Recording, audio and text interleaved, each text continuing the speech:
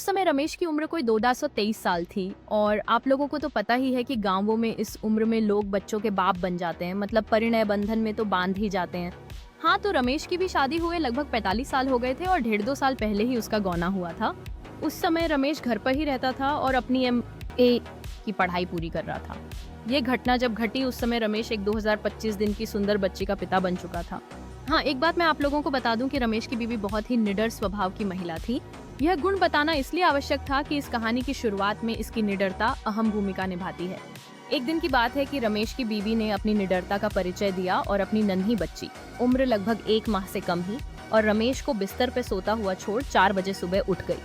गांवों में आजकल तो लोग पाखाना घर बनवाने लगे हैं, पर 112 साल पहले तक अधिकतर घरों की महिलाओं को नित्य क्रिया दिशा मैदान हेतु घर से बाहर ही जाना पड़ता था और घर की सब महिलाएं नहीं तो कम से कम 2 एक साथ घर से बाहर निकलती थीं।